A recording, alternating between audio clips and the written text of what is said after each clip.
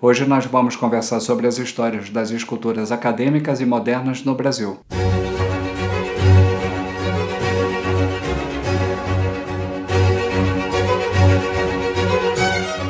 Tudo bem, pessoal?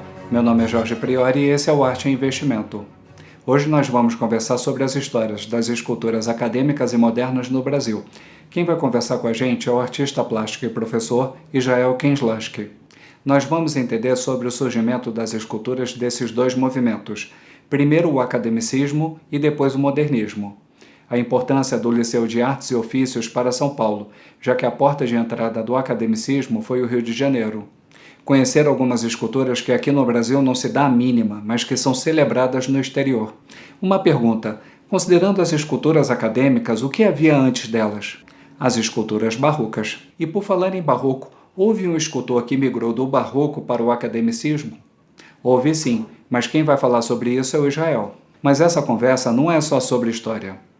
O Israel vai trazer algumas observações sobre o controle da produção de esculturas feitas em menor escala para comercialização. A pergunta é simples, mas o tema é complexo. Há como saber o que é original e cópia? A gente também vai conversar sobre a conservação de esculturas em espaços públicos.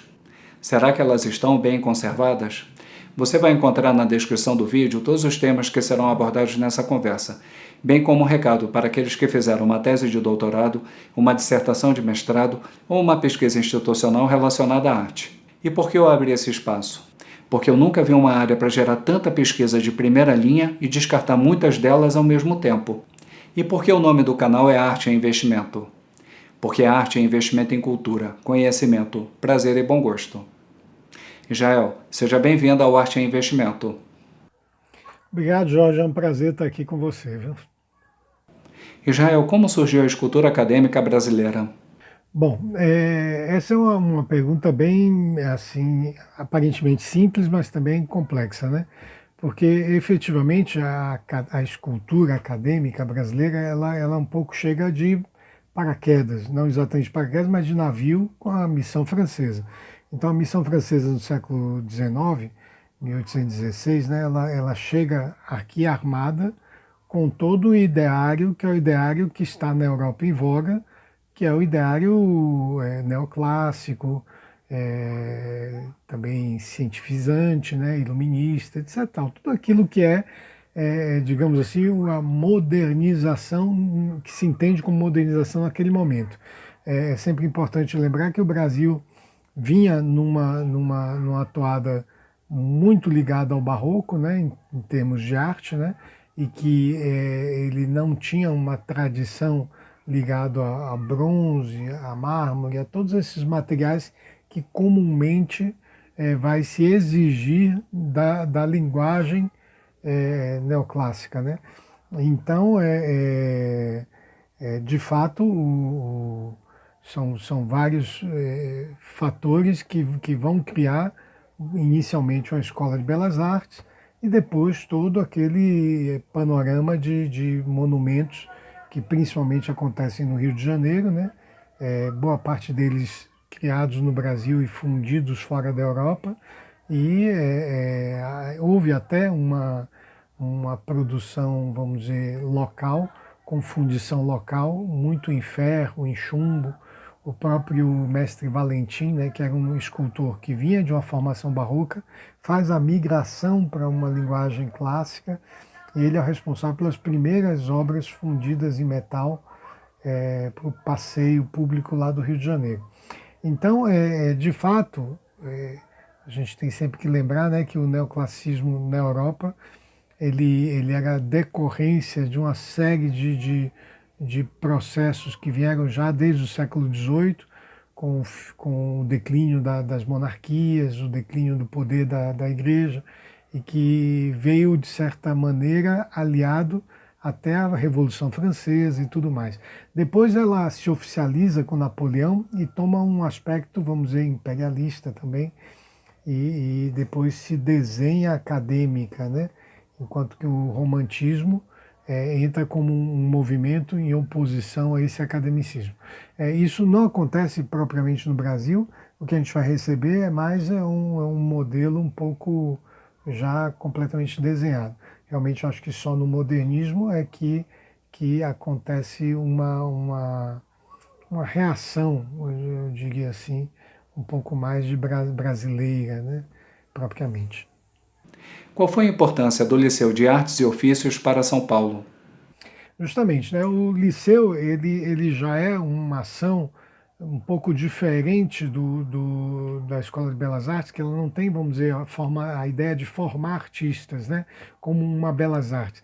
Ela vem no sentido de equipar a cidade com técnicos e com equipamentos para as artes decorativas, mais que tudo, né? Mas nesse conjunto vem também a fundição de obras de arte, e aí isso acaba possibilitando que aqui se formem pela primeira vez fundidores, né? O Liceu de Artes e Ofícios, o primeiro grande monumento dele já é um monumento à independência do Brasil, então é um desafio muito importante e que vai trazer muitos italianos para cá, escultores, modeladores, fundidores, e dessa leva de imigrantes ficarão alguns que criarão suas próprias fundições comerciais, né? Então, a partir do século XX, propriamente, né, que vão nascer os primeiros grandes monumentos fundidos, primeiro em São Paulo e depois se espalha pelo Brasil. Essa é uma característica bonita de ver, né? Quer dizer, aqueles monumentos que estão no Rio de Janeiro, eles são, na maior parte deles, franceses, modelados por brasileiros, mas fundidos na França. Você tem o Pedro Álvares Cabral, o próprio Eduardo Sá, que é o escultor que fez aquele monumento que está na frente do Teatro Municipal, Marechal Deodoro. Dessa forma, ou seja, muitos escultores brasileiros fizeram grandes monumentos importantes no Rio de Janeiro, mas fundidos na Europa, né? E aqui em São Paulo, então, começa os escultores a poderem fazer essas fundições aqui e tudo mais. Depois isso passa a se espalhar pelo Brasil e pelo Rio de Janeiro também. E tem também os monumentos importantíssimos, né? Que são monumentos que são vindos diretamente da Europa, criados lá, como o do Rocher, que é o monumento ao Dom Pedro I, que está na Praça Tiradentes, que é um monumento muito importante na Europa, né? Ou seja, lá é muito valorizado esse monumento, mais do que aqui, por ser um escultor muito importante na França, e realmente o monumento é espetacular. Então você tem esses dois cenários, que são esses dois cenários de introdução dessa escultura figurativa, de cunho acadêmico, às vezes neoclássico, às vezes com as pinceladas românticas, mas ainda eu entendo que o neoclassicismo ele entra no Brasil de uma forma um pouco artificial e acaba criando um produto que é um produto com qualidade estética, com uma bela qualidade estética, mas sem esse vínculo profundo com as transformações, que são as transformações que levam realmente ao fim das monarquias, a todas essas coisas que são até dramáticas na Europa, né? Então, enquanto lá isso tem um peso muito forte, aqui no Brasil isso vem com um pouco como um apanacho da corte de Dom João VI, né? E depois realmente mais para frente que a gente vai ver esse desenho de outra forma. Agora, voltando ao Liceu de Artes e Ofícios, então você tem aí alguns grandes monumentos, né, como o Ramos de Azevedo, que hoje está na USP, que é um monumento excepcional, gigante, né? Um monumento muito importante, né, plasticamente, né? E de um grande escultor que foi fundido aqui no Brasil com muita qualidade. O Monumento da Independência é um monumento debutante da fundição aqui no Brasil, então ele apresenta muitos problemas de confecção, de realização. Eu participei, né, eu estive à frente de um projeto que realizamos há pouco o restauro de uma das partes do Monumento do Ipiranga, e pudemos ver de perto as obras e trabalhar na restauração.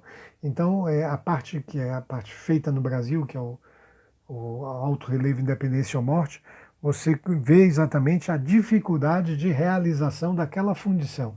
Então, é uma fundição realmente debutante, então com muitos problemas. E já depois o Ramos de Azevedo, que é uns 20 anos depois, já é um monumento com uma qualidade de trabalho é igual a que feita no Rio de Janeiro, na Europa, né? Muito boa realmente. Aí depois você tem um desenho bonito do desdobramento desses artistas que trabalham, desses fundidores que trabalham no Liceu, com o Zani, que vai para o Rio de Janeiro, que é o escultor e fundidor, e faz um monumento ao Santos Dumont, que está na frente do, do aeroporto Santos Dumont, que é um monumento belíssimo, e a partir dali ele monta uma fundição cujo filho dele cuidará e que realizará todas as obras de Brasília.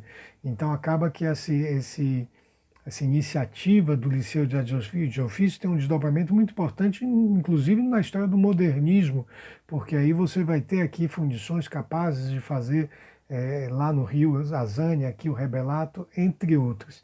Óbvio que a coisa não se limita só à fundição, né? Também houveram experiências em pedra, mas também, veja, essa questão da linguagem da escultura propriamente, do século XIX, que é muito focada em pedra, em mármore, em bronze, né? Vamos dizer, não valoriza a cerâmica mais, e mesmo a madeira. Então você tinha aqui aquela coisa do mármore, né? Onde é que vai achar mármore aqui de qualidade com aquela qualidade? Então precisaria que a obra fosse muito oficial para que ela pudesse ser realizada dentro desse escopo de mais liberdade, né? Muito difícil dela ser realizada dentro de um espírito de liberdade, uma vez que ela está enquadrada num escopo de oficialidade que necessita de investimentos, etc. Então, realmente, a gente vai ter que aguardar um Brecheret, né, e outros artistas modernistas, de cunho modernistas, para poder você ver aqui aparecer uma obra de peso, mas já abraçada pela intelectualidade, por movimentos mais libertários mesmo, né, como já foi o nascimento do próprio, não digo do neoclassicismo, mas todo esse movimento que rompe com a igreja, né? Então é uma história bem bonita de se pensar a respeito, né? Como surgiu a escultura moderna brasileira? Bom, exatamente, né? Então a gente está aqui avançando nessa questão, né? E aí eu acho que justamente a escultura moderna brasileira, ela já é um movimento que, apesar de vir da Europa, ela já não vem assim tão institucionalizada, né? Ela já depende de artistas brasileiros que acabam ganhando concursos ou indo para a Europa de uma forma ou de outra, e lá se deparam com o cenário e se sensibilizam com esse ou com aquele movimento, né? E quando retornam ao Brasil, retornam com vamos dizer, com esse germe, né? Com esse embrião realmente de um movimento mais voltado a uma condição de mais liberdade criativa, né? Com todas as possibilidades que o modernismo oferece. Então já é algo que eu sinto um pouco mais vivo. E depois, quando vem para cá, também se acopla, se junta, né, a outras manifestações artísticas, seja na literatura, seja na pintura, seja no teatro, seja onde for, o modernismo está pululando, né, por lá e por cá. Então essas coisas se juntam, fazem sentido uma para as outras e começam a se apoiar. À medida a própria oficialidade também vai abraçando o modernismo, né? Então com Mário de Andrade, com outros, o Capanema, né, que já é ligado ao modernismo. Então você tem também os arquitetos modernistas, né, o Costa, o Niemeyer, etc. E tal. Então tudo isso vai formando um grupo de pessoas que são pessoas que têm realmente uma cabeça, que pensam o Brasil não só no sentido do modernismo, mas também com relação ao passado. É o modernismo que vai reavaliar o barroco, que vai reavaliar a cultura popular, que vai trazer esses valores mais constitutivos do Brasil para a conversa, e aí a escultura entra dentro desse mesmo universo. Então, quando o Brecheret volta, ele é recebido por uma leva de intelectuais modernistas que estão em busca de uma representação em todas as áreas. E na escultura, o Brecheret é uma figura muito importante, mas depois também o Bruno Jorge, todos os outros, né? Sesquiati, o Celso Antônio, né? Que é do Pará, não, do Maranhão, Celso Antônio do Maranhão, que havia passado um período grande com o Bourdelle, nada mais nada menos que o Bourdelle, que é o grande escultor francês depois do Rodin, né? Um dos grandes escultores franceses depois do Rodin. Então, o Bourdelle vem para cá com uma. O Celso Antônio vem para cá com uma formação muito consolidada e realiza coisas muito importantes no Rio de Janeiro. Então, eu acho que o modernismo é um movimento um pouco mais vivo na história do Brasil do que propriamente o academicismo. Eu tenho a impressão que até um movimento que é um movimento que tem a ver com similar com esse movimento que deu no neoclassicismo lá na Europa, é um pouco o nosso próprio movimento da independência lá no Tiradentes, lá em Minas e tudo mais. Né? Então, aquele realmente é um movimento que já estava em busca da república, estava em busca de sair, de abandonar esse lugar de metrópole, de colônia da metrópole, de se libertar, se emancipar efetivamente. E boa parte da arte do século XIX, antes de se tornar acadêmica, ela tinha essa ligação com esse discurso. E depois ela se gruda ali no Império Napoleônico, se formaliza com toda essa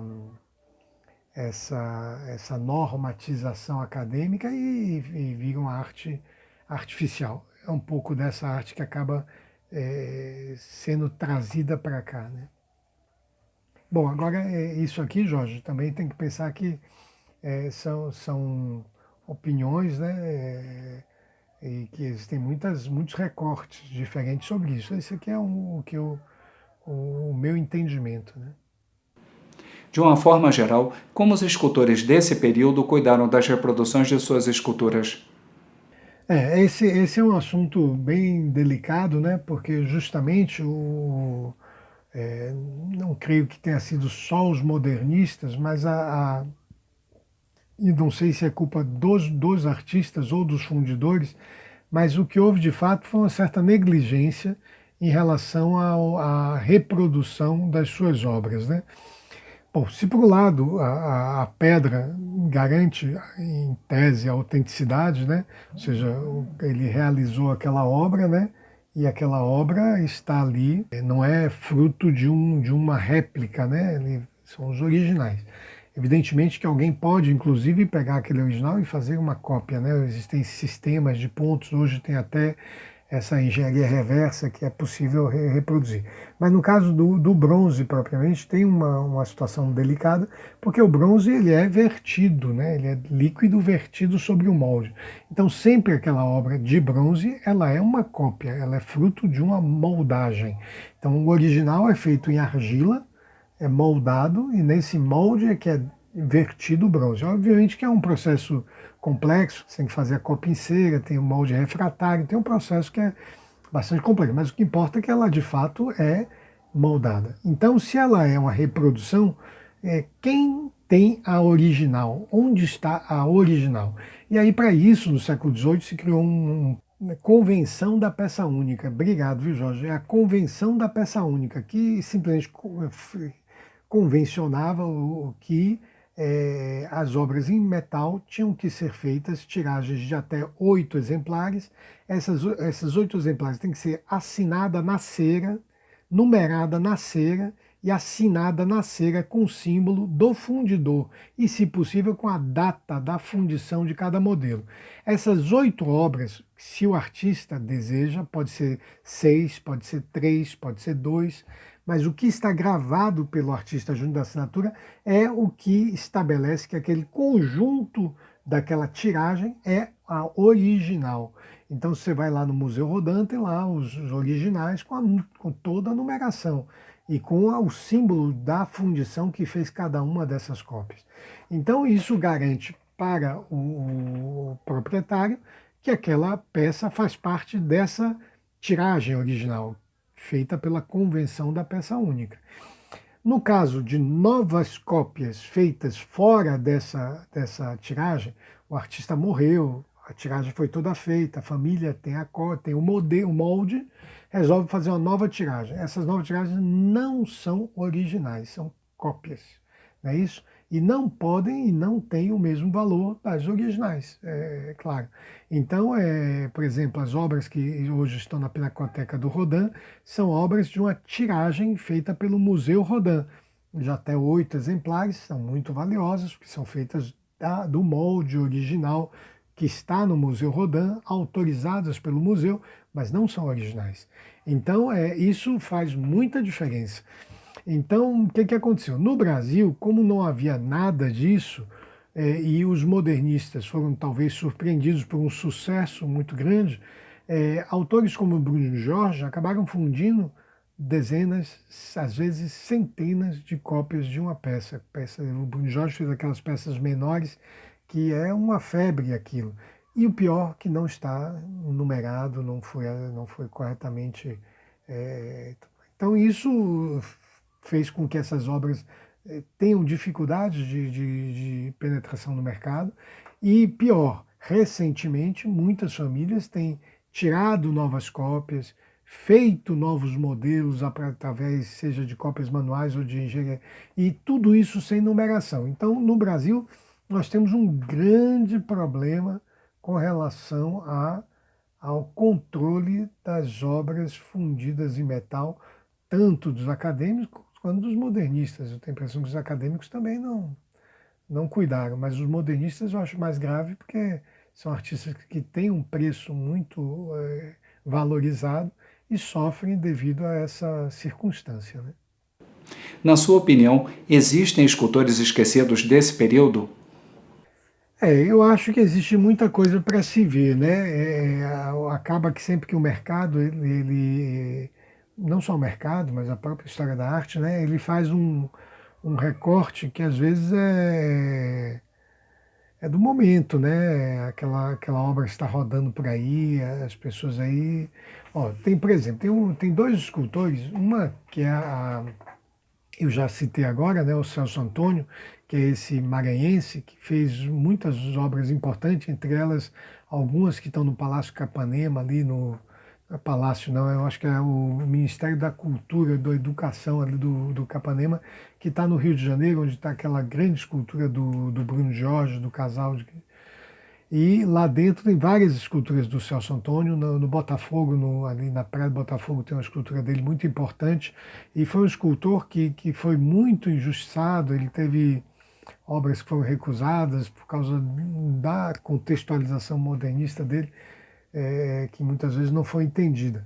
E tem outros escultores que não, uma escultora que não é que seja esquecida, mas é pouco lembrada, que é a Liuba Wolf, que é uma escultora, na verdade, ela não é polonesa, mas ela é daquela região, eu tenho a impressão. Mas ela morou no Brasil muitos anos, construiu a obra dela aqui.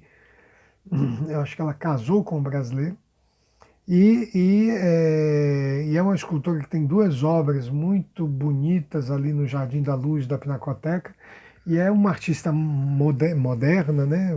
Já bastante mais próximo da gente, e que tem uma obra que não é muito falada, não é muito festejada, mas N, né? Tem muitos artistas aí que poderiam, não só na escultura, né? Na pintura, também terem espaço, né? Como você avalia a conservação das esculturas em espaços públicos?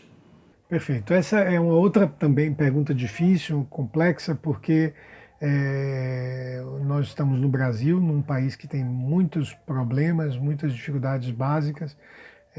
As cidades, os centros das cidades onde estão locados, boa parte desses monumentos do século XIX e do começo do século XX estão no centro das cidades, que são os lugares que mais sentem esse problema de cuidado, né? Então, essas obras acabam sofrendo de duas maneiras. Uma é o abandono físico, ou seja, o abandono de cuidados com a matéria, e outra é o abandono das pessoas não usufruírem, não conviverem com a obra. Porque essas obras são obras muito significativas, muito bonitas. Quem pega o avião aqui e vai para a Europa, ou vai para Buenos Aires, ou vai para o Uruguai, e fica lá apaixonado com aqueles monumentos, tem tudo isso está aqui. Tem monumentos aqui que ficam de pé de frente de qualquer monumento europeu. Nós temos aqui o Duque de Caxias do Brecheret, que é uma das maiores estátuas equestres do mundo e uma das maravilhosas esculturas equestres, comparadas aí com o Alvear de Belo Horizonte, de Buenos Aires, o Alvear do Burdel, ou tantos outros monumentos equestres lindíssimos. Nós temos aqui em São Paulo um dos mais bonitos monumentos equestres. Nós temos no Rio de Janeiro uma enormidade de monumentos maravilhosos que também poderiam ser muito mais bem aproveitados. O próprio Santos Dumont do Zani, que praticamente ninguém conhece, está ali abandonado ali atrás, no meio da praça, em frente ao aeroporto, que é ponto obrigatório de todo mundo, mas ninguém atravessa a rua ali para ver. Então, essa falta de vida que o monumento tem devido à falta de convivência é muito importante. Isso é um fator muito importante, porque ela passa a não fazer o seu papel fundamental, né, que é o papel de vida enquanto cultura, né? Porque a cultura é uma coisa muito, muito maior do que o conhecimento, né, sobre as coisas, né? A cultura é a comida, né? A cultura é a dança, a cultura é a arte estar viva. Essa é que faz da arte cultura, né? E como essas obras estão abandonadas dentro da nossa convivência, elas estão mortas ali. Elas não fazem parte daquele lugar que você passa todo dia, que você se relaciona. Bom, esse é um aspecto. O outro aspecto é o aspecto prático, que é trágico, né? Porque óbvio que você pode dizer, mas é de bronze, é de pedra, não quebra, não vai durar. Não é assim. Não só quebra, como agora teve um período de muito roubo. Tem um monumento aqui que é o monumento à amizade sírio-libanesa do Ettore Ximenes, autor do Monumento do Ipiranga, um presente dado para a cidade de São Paulo também na mesma época, 22, que era um dos monumentos mais lindos do Brasil, presentes no Brasil desse período. E foi roubado 60%, foi roubado as peças inteiras, várias figuras, foi roubado tudo, não é roubou parte não, roubou tudo, roubaram, jogaram, e tudo para derreter. Então o monumento foi completamente destruído. Lá em Salvador tem um monumento também de um italiano que fez o Monumento à Independência da Bahia, que ali está no Campo Grande, é o Caboclo, né? As pessoas chamam Caboclo porque tem um índio lá em cima, e que é um monumento lindíssimo, e sempre teve assim ruim, mas agora não, agora roubaram, quebraram a asa, levaram tudo, e aquilo não refaz nunca mais, então acabou. Então realmente não bastasse o abandono, digamos assim, o abandono afetivo, agora está o abandono total. Então, esse é uma coisa que, como resolve, né? É sensibilidade política, né? E a sensibilidade política para a cultura é algo muito particular. Eu não sei qual é o funcionamento, realmente eu não entendo o funcionamento. E eu tive a oportunidade de trabalhar junto ao patrimônio nesse restauro de parte do Monumento do Ipiranga, mas tivemos ali sorte de encontrar uma diretora do DPH, que era a Nádia Somek, diretora do DPH da gestão esse foi candidato ao presidente da República, e do PT, né? Eu não sou nem PT, nem anti-PT, nem muito pelo contrário, apenas tive a experiência de, dentro daquela gestão, ter encontrado uma diretora do Departamento de Patrimônio Histórico que realmente foi muito sensível ao desejo de fazer aquilo com muita qualidade. Nós conseguimos montar uma equipe franco-brasileira, porque no Brasil não existe a expertise de cuidado em fundição de obras de arte ou em obras fundidas em metal, né? Temos uma grande expertise já em barroco consolidado, né? Toda essa parte do barroco, seja nos objetos, na igreja, etc. Tal, mesmo pintura, papel, mas em metal não existe, né? Então nós trouxemos um grande especialista chamado Antoine Amargé, e ele que restaurou o Pensador do Museu Rodin de Paris, o Museu Picasso, entre outros ícones da escultura moderna. Ele veio e trabalhou conosco e foi um aprendizado gigante, e com a cobertura e interesse, um grande envolvimento do Departamento de Patrimônio Histórico da cidade de São Paulo em 2016. Então, essa foi a minha experiência. Agora, realmente, via de regra, os monumentos são bastante negligenciados, né? Salvo, às vezes, raras exceções aqui e ali, mas, via de regra, essa que é a realidade. Agora, em Salvador, tem sido feito, falando em Salvador, né, tem sido feito até um bom trabalho, no sentido de um trabalho de cuidado mínimo em relação às coisas, né? Às vezes o cuidado tem sido até destrutivo, né? Prejudicando muito a própria obra. Como já vi vários aqui acontecerem isso, mas em Salvador tem sido feito um trabalho que, se não é um trabalho assim de expertise assim nessa área, pelo menos tem sido respeitoso em relação aos monumentos. Israel, você gostaria de dar uma última mensagem? Eu acho, eu gostaria de dar a mensagem que um pouco na carona do que eu falei há pouco sobre os monumentos, né? Eu acho que a arte, toda arte, ela é corpo de uma cultura, né? E ela tem que ser vivida, tem que ser experimentada e tudo mais. Então, eu, como escultor, para mim, me faz muita falta a cidade, né? Eu acho que a cidade, ela tinha que pensar um pouco nesse papel que eu não digo monumento, né, no sentido de homenagem aos políticos, aos fatos históricos, mas a escultura em si, né, essa ocupação do espaço urbano por uma imagem, por uma figura, por uma escultura, por um objeto tridimensional significativo. E isso faz com que a gente crie referências, né? Crie amor por essas obras e tudo mais.